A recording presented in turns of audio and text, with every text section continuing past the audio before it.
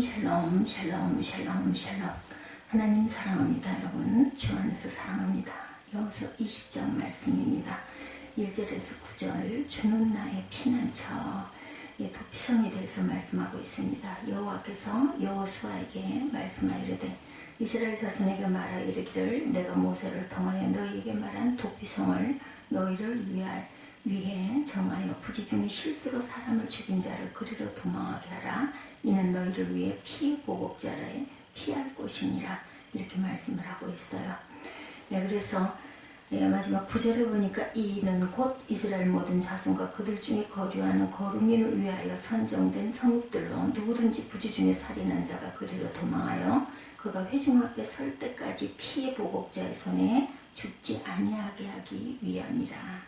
사람은 자신을 보호하는 곳으로 숨는 본성이 있습니다.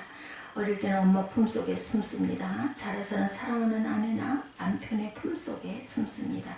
늙어서는 자식 품에 숨습니다. 그러나 언제나 숨는 곳은 집이죠. 집에 가장 좋은 정의는 시인 로버트 프로스트가 말합니다. 집은 우리가 돌아가면 언제나 받아주는 곳이다. 집을 용납하고 보호하는 기능에 대해서 말한 것인데 이스라엘에는 참 동굴이 많습니다.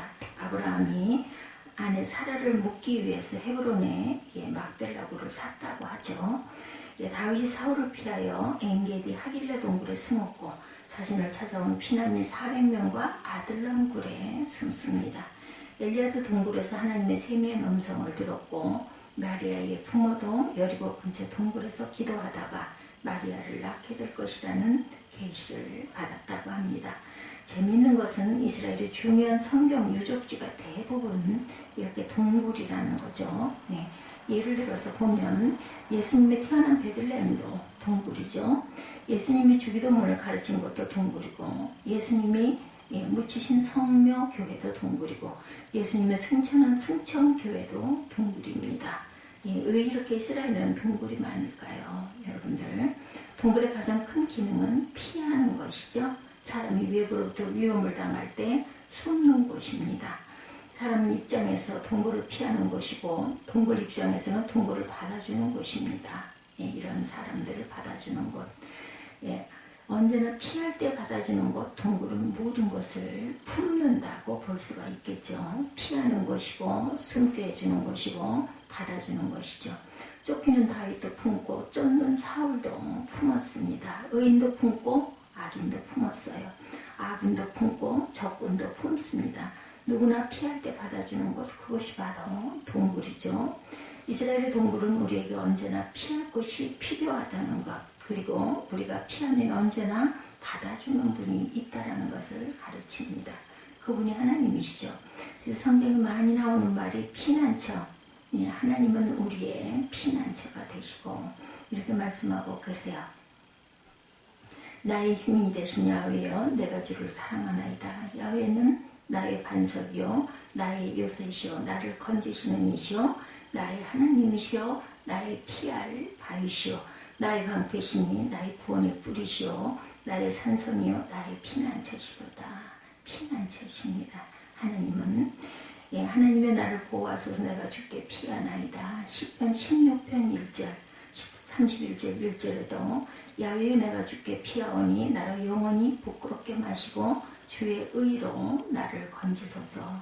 시편에만 피난처라는 말이 무려 37번이나 나옵니다. 여러분도 피해야 할 곳이 있어야 하지 않습니까? 몸이 아파서 어디서 편히 쉬고 싶을 때가 있어요. 광야에서 지친 몸과 마음을 어딘가 따뜻하게 쉴 곳이 있으면 좋겠다고 생각을 합니다. 때로 억울하고 답답해서 친정어머니 얘기하던 마음속에 있는 것을 이야기하고 싶고 또한 실컷 울고 싶을 때가 있습니다. 오늘 말씀은 그 주제를 다루고 있죠. 피난처. 여호수아 10장 중에 시작된 땀 붕대가 다 끝나자 하나님 하나의 제도를 만드셨죠. 그것은 살인자를 위해 특별히 성을 세우시는 것.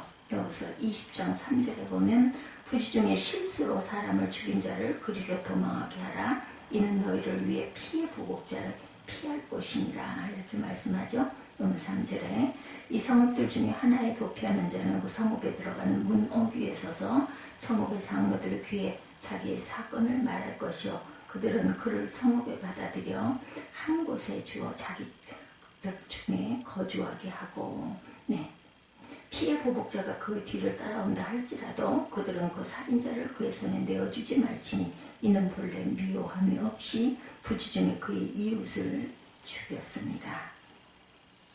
하나님께서는 억울한 사람이 누명을 쓰고 죽거나 실수로 다른 사람을 죽게 한 사람을 죽이는 것은 땅을 더럽히는 것이라고 보았어요. 그래서 그들을 살리기 위해 하나님이 특별히 세운 제도가 바로 오늘의 이 도피성입니다. 예, 도피성은 모두 6개로 부지중에 살인한 사람들 가까운 도피성에 피하고 살 수 있게 했다라는 거죠. 도피성을 통해서 우리가 받은 은혜 과연 무엇일까? 살인하지 말아야 한다라는 거죠. 사람이 어떤 경우에도 하지 말아야 할 일이 있습니다. 살인이죠. 사람을 죽이는 것은 우리가 할 수 있는 일이 아니에요. 그렇죠? 생명은 누구에게 만드신 분, 창조주 하나님에게 있기 때문이죠. 예, 설령 자기 자신을 죽이는 것 자살이라고 하죠. 자기가 자기를 죽이는 것도 해서는 하나님께 용서받지를 못합니다. 그래서 그것은 우리에게 있는 것이 아니죠. 그래서 어떤 사회, 어떤 종교, 어떤 가치에서도 동일합니다. 사람의 모든 죄와 실수는 용서해도 사람을 죽인 죄는 어떤 경우에도 용서받을 수가 없어요. 왜냐하면 사람은 누구나 하나님의 형상으로 하나님이 주신 생명으로 창조되었기 때문입니다. 예수님도 마태복음 5장 21절에 옛사람에게 말한 바 살인하지 말라. 누구든지 살인하면 심판을 받게 되리라. 이렇게 말씀하죠. 예수님이 제자들에게 살인하지 말라 말했을 때 아마도 제자들은 마음으로 안도했을 것입니다. 왜냐하면 제자 중 누구도 살인한 사람은 없었기 때문이에요. 누가 그렇게 쉽게 살인을 할까요? 10만 명 중 한 명이나 될까? 예, 저도 안 했고 여러분도 살인한 일이 없으실 것입니다. 그러나 예수님이 다음 말씀을 하자 제자들의 얼굴빛이 달라지죠. 마태복음 5장 22절에 나는 너에게 이르노니 형제에게 노하는 자마다 심판을 받게 되고 형제를 대하여 나가라 하는 자는 공회에 잡히게 되고 미련한 놈이라 하는 자는 지옥불에 들어가게 되리라. 이렇게 말씀합니다. 처음에 살인 이야기할 때 나는 아니야 했던 사람들이 라가 미련한 놈이라고 하니까 긴장하기 시작을 합니다. 라가는 히브리말로 바보 천치라는 뜻이에요. 누구나 한 번은 다른 사람에게 바보라고 말하지도 않습니까? 예, 이 바보 같은 자식 이렇게 얘기할 때 있죠. 예수님은 살인 이야기를 하시다가 갑자기 말로 화제를 바꾸셨을까요? 예수님은 지금 살인의 외적 행위가 아니라 살인의 내적 동기를 말씀하고 있는 것입니다. 말은 존재의 집이죠. 마음속에 있는 것이 밖으로 표현되는 것입니다. 유대인들은 행동으로 사람을 죽이지 않으면 살인한 것은 아니라고 생각했을 거예요. 입으로는 불같이 화를 내고 마음으로는 몇 번 죽였으면서 나는 죽이지 않았어. 다만 조금 심하게 말했을 뿐이야. 이렇게 생각을 하게 되겠죠. 그러나 예수님은 마음으로 미워해도 사람에게 욕설만 퍼부어도 살인한 것이다. 이렇게 말씀합니다. 죄는 먼저 마음에서 시작되어서 얼굴에 표현이 되죠. 그리고 마지막에 행동으로 나타납니다. 그러니까 말이 나가면 이미 반절은 살인한 것이라는 것. 문제는 분노입니다. 예수님이 살인 이야기를 하시면서 라가 미련한 놈이라 이런 살인의 배후에 분노가 있다는 거죠. 분노가 곧 살인이에요. 분노가 살인이라는 예수님의 말씀은 아주 통찰력을 가진 말씀입니다. 심리학자이며 상담가인 미국의 헨리 브란트 박사는 그가 상담한 사람의 문제의 80~90%가 분노의 문제다 이렇게 말해요. 프랑스의 작가 빅톨 위고의 단편 중에 93이란 단편이 있습니다. 큰 배가 항해 도중 폭풍을 만났어요. 배 선창에는 수송용 대포가 실려 있었습니다. 그런데 배가 움직이다 보니까 대포를 묶었던 쇠사슬이 풍파를 견디지 못하고 끊어졌습니다. 그래서 대포들이 여기저기 굴러다닙니다. 선원들이 필사적으로 제멋대로 굴러다니는 대포를 붙잡았어요. 위험천만한 일이죠. 예, 이 작품에서 말하려는 의도는 위험은 항상 우리 안에 있다. 남에게 쏘려는 대포가 배 안에 굴러다니면 언제 폭발할지 모른다. 밖에서 들어오는 적이 무서운 것이 아니라 내 안에 있는 적이 무섭다. 분노는 내 안에 있는 적입니다. 이것이 사람을 병들게 하고 죽게 합니다. 분노는 남을 괴롭게 하기 전에 자신을 괴롭게 하고 방울뱀은 극도로 화가 나면 제 몸부터 물어뜯습니다. 그래서 성경이 말씀하죠. 욥기 5장 2절에 보면 분노가 미련한 자를 죽이고 시기가 어리석은 자를 멸하느니라 이렇게 말합니다. 운전 시비 끝에 상대방 차량을 부수기도 하죠. 헤어지자니 여자친구 말에 교폰해서 여자친구 차를 들이받기도 합니다. 계약금을 돌려받지 못하자 품을 참지 못하고 몸에 불을 지르죠. 자기 보고 어머니가 창피하다고 했다고 집에 불을 지릅니다. 분노가 이렇게 살인을 일으킨다라는 거죠. 예, SNS에 현대판 살인의 가능성들을 많이 봅니다. 우리 사회의 SNS의 그 소셜 네트워크 그 서비스의 수요는 갈수록 늘어나고 있습니다. 방송통신위원회 스마트폰 이용 실태 조사에 따르면 한국의 스마트폰 가입자 중에는 3,000명을 넘어섰고 그중 47.5%가 페이스북, 트위터, 마투데이 등의 소셜 네트워크 서비스를 사용한다고 합니다. 2014년부터 2015년 SNS 이용자의 하루 평균 이용량은 남성이 59.8, 여성이 65.1분이라고 합니다. 보통 사람은 하루에 평균 1시간 정도 이용한다고 볼 수 있다는 거죠. SNS는 우리 생활에 많은 유용함을 주죠. 그러나 그것을 잘못 사용하면 치명적인 살인 무기가 될 수 있다는 것을 잊지 마십시다. 한 임산부가 충북 천안의 프랜차이즈 식당에 갔다가 불친절한 종업원에게 폭행을 당했다는 글을 올렸어요. 네티즌들은 즉각 식당 불매 운동을 벌이고 비난전에 나섰고 급기야 그 식당은 영업점이 폐쇄되고 공식으로 사과를 했습니다. 그러나 경찰 조사 결과 종업원이 임산부의 배를 걷어치지 않았던 것으로 확인되자 이제 네티즌들은 사건을 촉발한 임산부를 융단 폭격하기 시작했다고 합니다. 누가 어떻게 글을 쓰느냐에 따라서 사람이 죽기도 하고 살기도 한다는 거죠. 가장 큰 문제는 그것이 일방적이라는 것입니다. 만일 어떤 보도가 사실성을 가지려면 당사자에게 충분히 확인이 되어야 한다는 거죠. 확인하지 않고 아니면 말고식으로 쓰면 사람을 죽이는 결과를 이렇게 가져온다는 것. 만일 어떤 입장에서 글을 쓴다면 상대방에게 같은 양의 반론의 기회가 주어져야 합니다. 그럼 독자는 양자의 입장을 읽고 균형 있게 판단을 하죠. 그러나 대부분은 그렇지 못합니다. 상대방에게 반론 기회도 주지 않고 대면하여 확인하지도 않을 뿐 아니라 아예 확인할 마음도 없습니다. 그러면서 사명감으로 한다고 하죠. 그러나 사명감으로 사람을 죽이는 사람은 없어요. 만일 정당한 이유로 그렇게 한다면 정당한 방법으로 해야 합니다. 어떤 분이 말합니다. 인터넷에는 인터가 없고 페이스북에 페이스가 없다. 정말 사명감으로 했다면 최소한 먼저 당사자와 인터 관계 속에서 페이스, 얼굴을 보고 대화해야 한다는 거죠. 인터 사이에 또한 아내를 뜻하는 라틴어의 적두어. 그런데 한 번도 얼굴을 대면한 적이 없어요. 확인한 적도 대화한 적도 양해를 구한 적도 없습니다. 그런데 어느 날 보면 글이 올라와 있다는 거죠. 이것을 사람들은 허위사실 유포, 마녀, 사냥식, 신상 털기 아니면 말고식의 폭로전 이렇게 말합니다. 크리스천이라면 반드시 이런 일은 하지 말아야 한다는 거죠.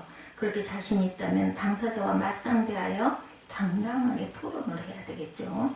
당사자 앞에서는 당당치 못하면서 뒤돌아서서 혼자 글을 쓰는 것은 비겁할 뿐 아니라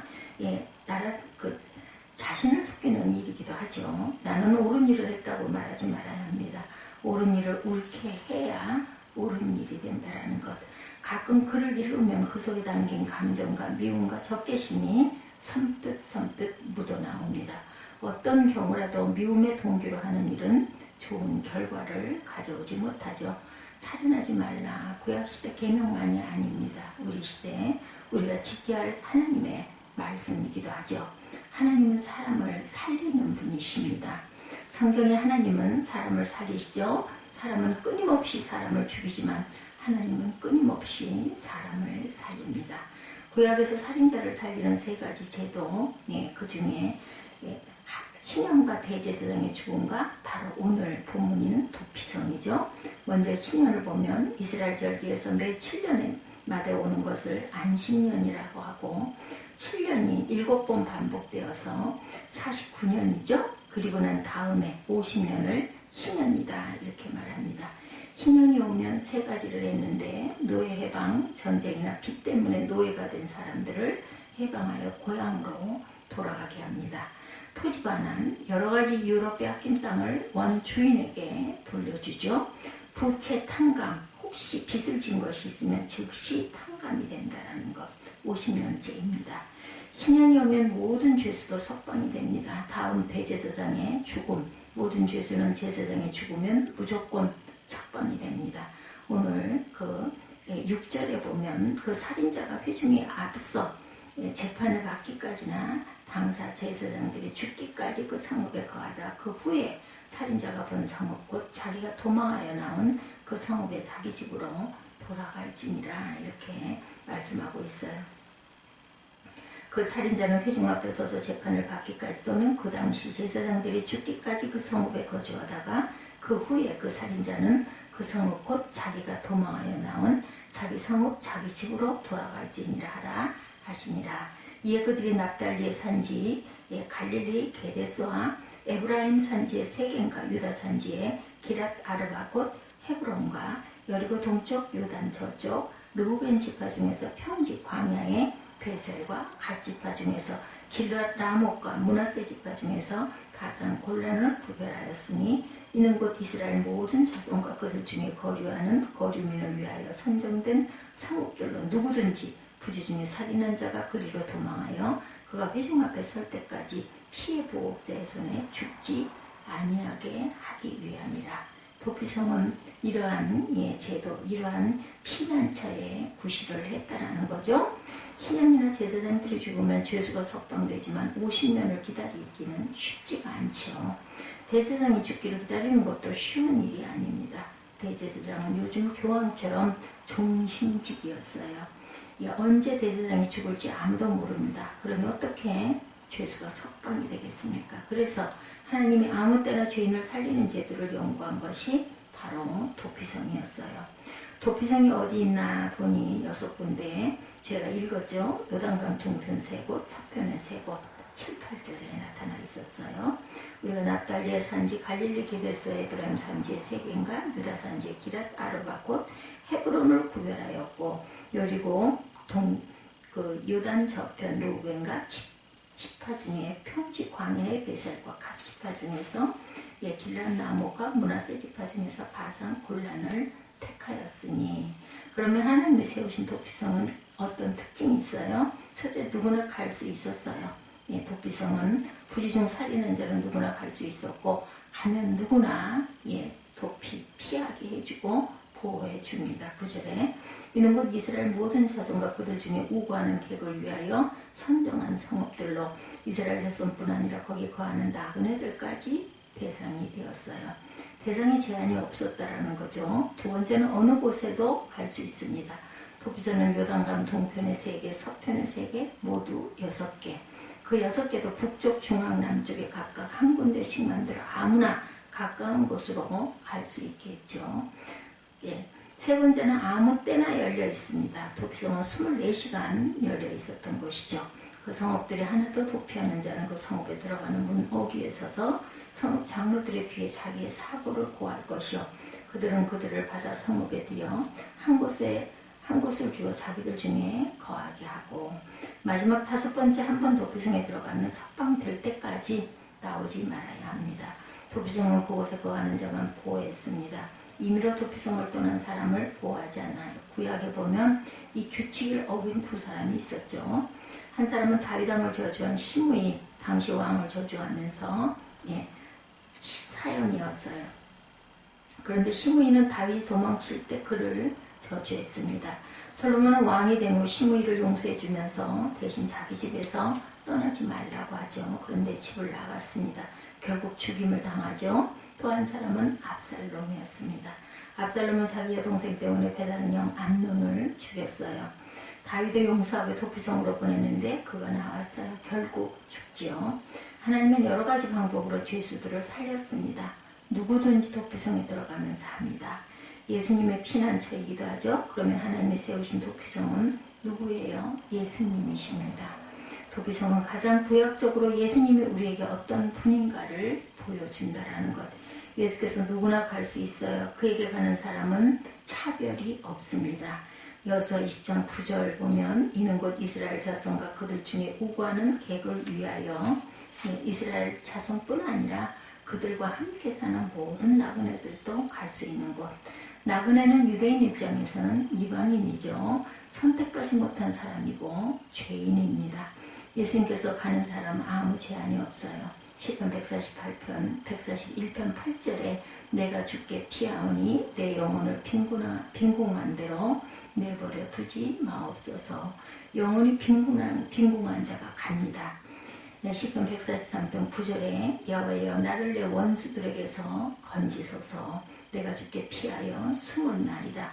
원수에 의해 고난당한 자가 갑니다. 시편 17편 8, 9절에 나를 눈동자같이 지키시고 주의 날개 그늘 아래 감추사 나를 압제하는 악인과 나를 에워싼 극한 원수에게서 벗어나게 하소서. 원수들에게 압제를 당하는 자들도 가져. 내가 주께를 지금 가오니 골고다의 보혈로 날 씻어 주옵소서. 우리 찬양 많이 하죠. 마음속에 근심 있는 자들, 마음속에 죄를 누리고 탄식하는 사는 사람들 다 내게로 오라. 내가 너희를 도와주리라. 내가 너희를 은혜의 날개로 품으리라. 내가 너희 인생의 폭풍을 막아주리라. 누구나 그 앞에 나갈 수 있습니다. 그러면 나가서 어떻게 해요? 죄를 털어놓죠. 여기서 20장 4절에 보면 그 성읍의 하나에 도피하는 자는 그 성읍에 들어가 문 어귀에 서서 그 성읍 장로들의 귀에 자기의 사고를 고할 것이요. 이렇게 말씀하고 있습니다. 도피성에 들어가는 자는 거기 있는 장로에게 모든 죄를 털어놓습니다. 부지중에 사람을 죽였으니 분명 자기 본심은 아니었을 것이죠. 사람들은 자기를 보고 살인자라고 손가락질하지만 나는 억울하고 답답한 심정입니다. 아무도 이 심정을 모릅니다 하고 마음을 털어놓죠. 너 예수께 조용히 나가 내 모든 짐 내려놓고. 우리 찬양 참 좋아하죠. 주 십자가 사랑을 믿어 죄사함을 너 받으라. 주 예수께 조용히 나가 내 마음을 쏟아놓으라. 은밀히 보시는 주님 큰 은혜를 베푸시리라. 아멘.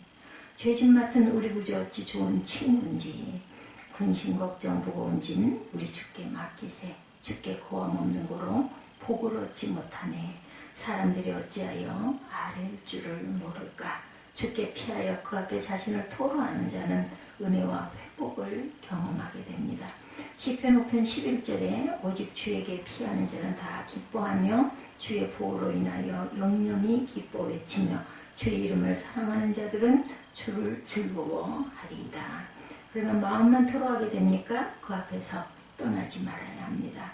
4절 뒷부분에 보면 그들은 그의 성읍에 받아들여 한 곳을 주어 자기들 중에 거주하게 합니다. 그곳에 있어야 한다라는 거죠. 떠나면 안 되죠. 예수 믿는 곳과 예수님과 함께 사는 것은 다릅니다. 우리는 예수님 믿어서 구원받고 예수님과 함께 살아서 성화가 됩니다. 구약의 피난처가 도피성이었던 것처럼 우리의 피난처는 예수님이시죠. 우리의 피난처가 되시고 이렇게 우리가 찬양을 하죠. 시편 72편 3절에도 주는 내가 항상 피하여 숨는 바위가 되소서. 예수님이 여러분의 바위고 요새요 피난처이시라는 거죠. 하나님은 우리의 피난처가 되시고 우리가 이렇게 찬양합니다. 시편 46편 1절에도 주는 나의 피난처시여 힘이시며 환난 중에 만날 큰 도움이시라. 주님이 여러분의 피난처의 힘입니까? 환난 중에 만날 큰 도움이신 거 맞습니까? 그렇다면 이제 다른 사람의 피난처도 또한 되셔야 할 줄로 믿습니다. 다른 사람을 정죄하지 않을 뿐 아니라 여러분이 그에게 피난처가 되어야 합니다. 이스라엘의 동굴이 되어야 되겠죠? 언제나 사람이 올 때 받아주고 크고 따뜻한 동굴이 되십시다. 우리가 예수님의 피난처라고 말하는 것으로 충분치가 않습니다. 내가 피난처가 되어야 되죠. 주님은 나의 피난처, 내 영혼과 생명의 피난처이십니다. 이제 내 안에 계신 주님 때문에 나도 남의 피난처가 되게 하여 주옵소서. 나도 거룩한 이스라엘 동굴, 크고 따뜻한 동굴이 되게 하소서. 나도 주님 안에 피하고 남도 내 안에 계신 주님 안에 피하여 내 안에 그가 있고 그 안에 내가 있게 하소서. 아멘. 우리가 이러한 피난처, 이러한 동굴이 다 되시기를 주님의 이름으로 축복합니다. 기도하시겠습니다.